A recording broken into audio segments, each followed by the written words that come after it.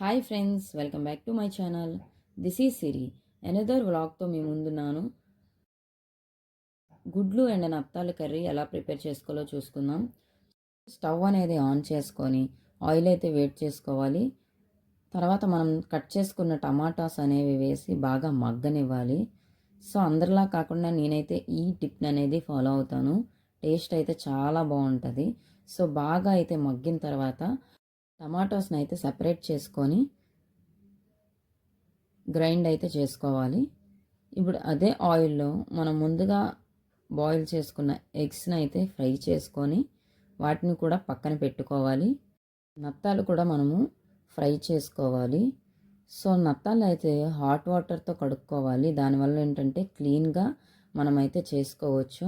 ఇప్పుడైతే అదే ఆయిల్లో మనం కొంచెం జీలకర్ర అండ్ కట్ చేసిన ఆనియన్స్ అనేవి యాడ్ చేసుకోవాలి. పచ్చిమిర్చి కూడా యాడ్ చేసుకొని బాగా మగ్గనివ్వాలి. ఉల్లిపాయ అయితే ఈ కలర్ వచ్చిన తర్వాత మనమైతే అందులో ముందుగా గ్రైండ్ చేసి పెట్టుకున్న టమాటా ప్యూరిన్ అనేది యాడ్ చేసుకోవాలి.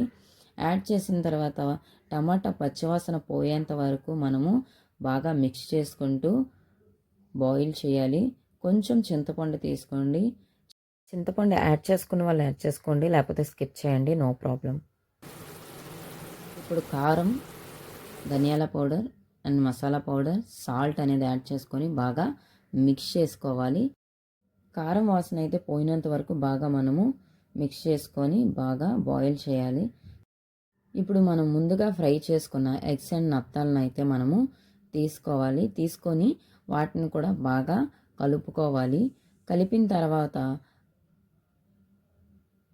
మనం ముందుగా పెట్టుకున్న చింతపండు అనేది యాడ్ చేసుకోవాలి. చింతపండుతో కొంచెం వాటర్ కూడా యాడ్ చేసుకొని బాగా బాయిల్ చేయాలి.